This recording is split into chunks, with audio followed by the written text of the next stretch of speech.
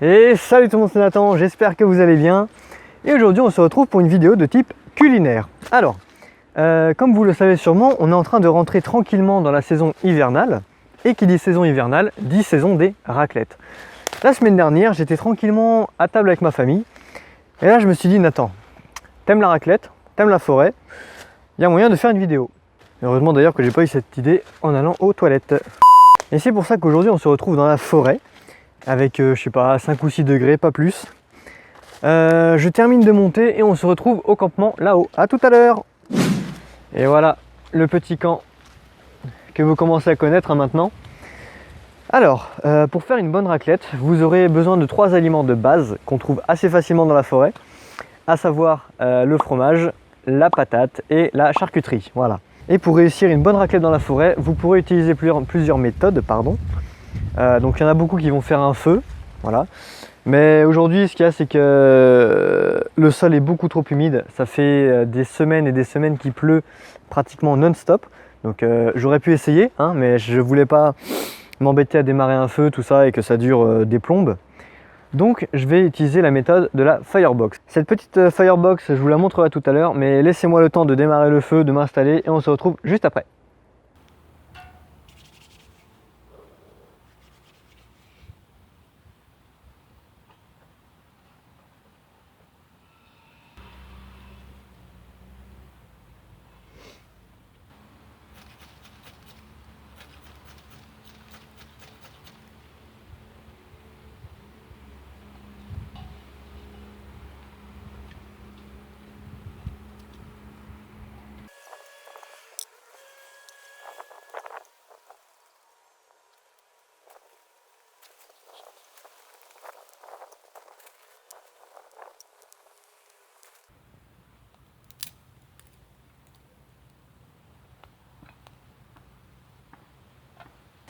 Bon ben voilà les amis, donc là vous pouvez voir que j'ai percé une boîte de Ricoré. Mais là il vient de se passer une chose à laquelle je ne m'attendais pas du tout, c'est qu'en fait, je ne sais pas si vous avez vu, je vous montrerai après en gros plan, mais tout le kit déco, enfin tout le, comment dire, tout l'emballage qu'il y avait autour de la boîte est en train de se décoller. Et ça, ben, je ne savais pas que ça allait se passer comme ça.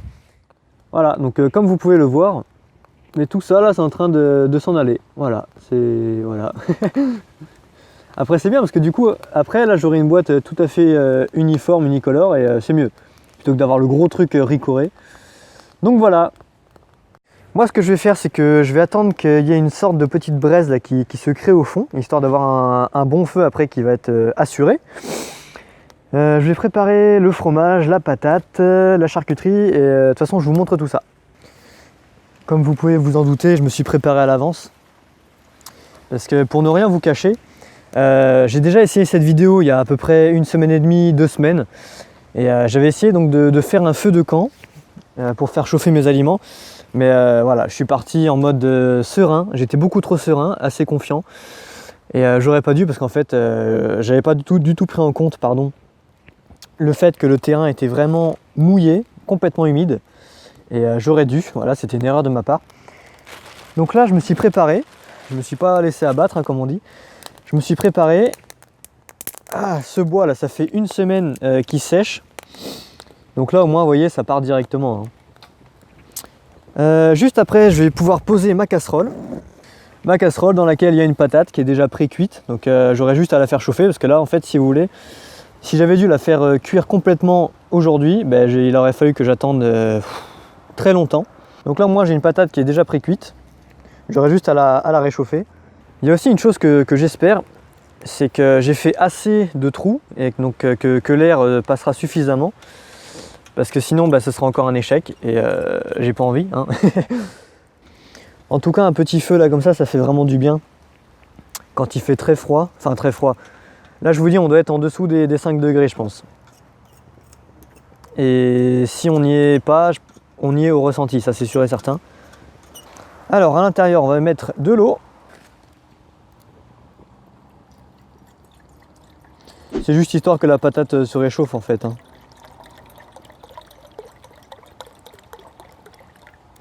Voilà. Hop. Je pense que je vais encore laisser chauffer un petit peu. Enfin, que le feu prenne encore un peu.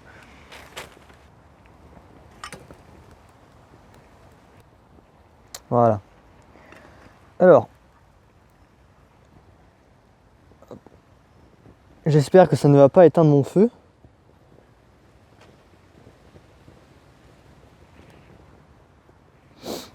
Bon voilà. Ça a l'air de bien se passer, non? Si? Ah, je sais pas. Non, j'aurais dû faire plus de trous. J'aurais dû en faire plus. Ah, je suis bête. Non mais tant pis, de toute façon c'est en faisant qu'on apprend, hein. Et pour être honnête, j'ai pas vraiment vu de tuto sur cette manière de faire. Parce que les personnes normales entre guillemets achètent leur Firebox déjà toute faite. Mais moi j'avais envie de me la faire à la main. Là vraiment ça n'a rien à voir avec le premier essai parce que le fait de ne pas être sur un sol complètement humide, là ça a pris en 2 secondes quoi. J'avais préparé mon petit kit feu, donc comme vous avez pu voir, j'avais mon Fire Steel dans une petite poche avec du coton. J'ai planté un petit bout de bois sur du coton, parce que là forcément, c'est pareil, bon, je vais revenir sur autre chose après. Le fait de planter comme ça m'a permis d'allumer et de pouvoir le jeter au fond. Alors que là en fait, vous voyez, si vous aviez fait par une petite ouverture ici, vous auriez juste eu à mettre le coton et à démarrer votre feu ici en fait. Voilà.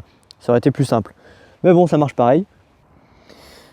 J'ai été assez content tout à l'heure en venant parce que, si vous voulez, derrière moi, je ne sais pas si vous voyez, non, je pense pas. La partie blanche là, qui est en surexposition, là, c'est un champ derrière en fait. Et dès que je suis arrivé, il y a une biche qui devait être en train de manger dans le champ. Et dès qu'elle m'a vu, elle est partie en courant. Mais c'est vrai que là, c'est pas une forêt où je voyais beaucoup de gibier. La nuit, j'en entendais beaucoup, mais j'en voyais pas. Et là, ouais, j'ai été assez content. C'est aussi pour ça qu'on aime bien partir en forêt, c'est essentiellement pour être tout seul, être au calme. Ça fait vraiment du bien, mais c'est aussi pour voir un petit peu d'animaux. Bon, et bien écoutez, l'eau est à ébullition, là je pense que la patate est bien comme il faut. Hop.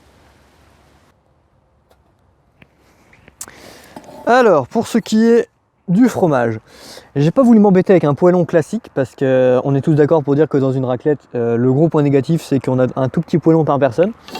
Donc là j'ai carrément sorti la grosse casserole. Je vais mettre mes 4 fromages dedans.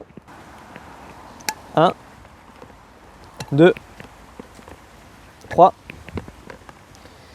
et 4. Ça je vais le poser là. Ouais. Et c'est parti. Ça devrait pas mettre 100 000 ans à fondre, je pense pas.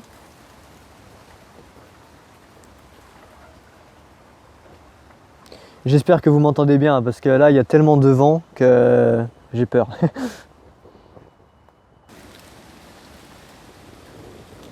Je sais pas si vous entendez, mais là, ça commence à... Attendez.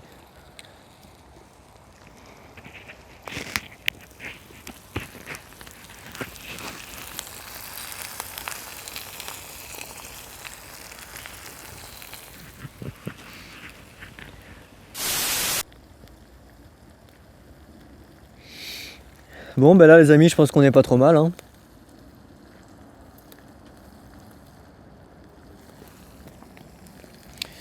Regardez. Hop là.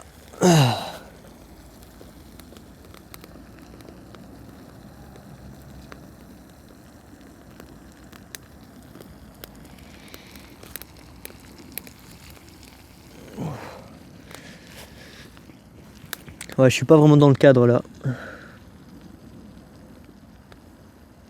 Bon, alors. Moi, je vais manger directement là-dedans, hein. Je vais pas m'embêter. Non, ce que je vais faire...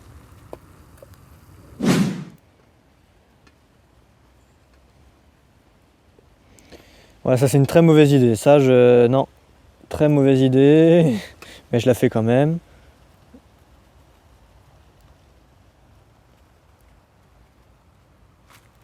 Hop là, ça passe. Voilà. Nickel.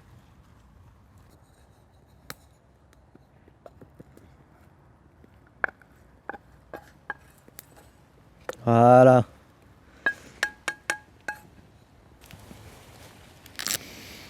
Le petit couteau multifonction. Voilà, il reste plus qu'à mettre la patate. Après, pour la cuisson de la patate, j'aurais peut-être dû l'ouvrir en deux et la faire cuire comme ça. Peut-être qu'à l'intérieur, elle aurait été mieux. Je vais voir.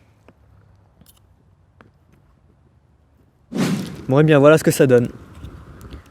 La patate, la rosette, le fromage il se cache là, voilà, hop.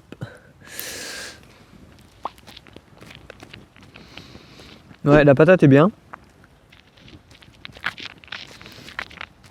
La rosette aussi évidemment. Et le tant attendu fromage.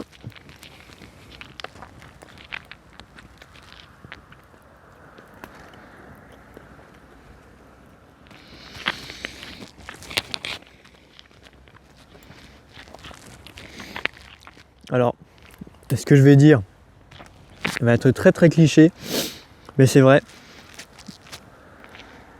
Cette raclette est encore meilleure ici qu'à la maison. Et c'est normal.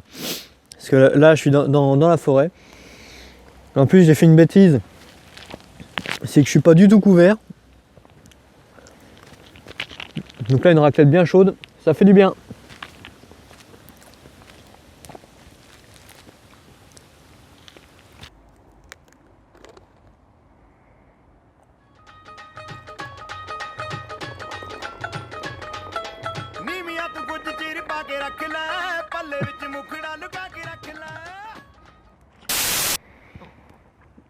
Voilà, le petit coca qui passe bien. Je confirme.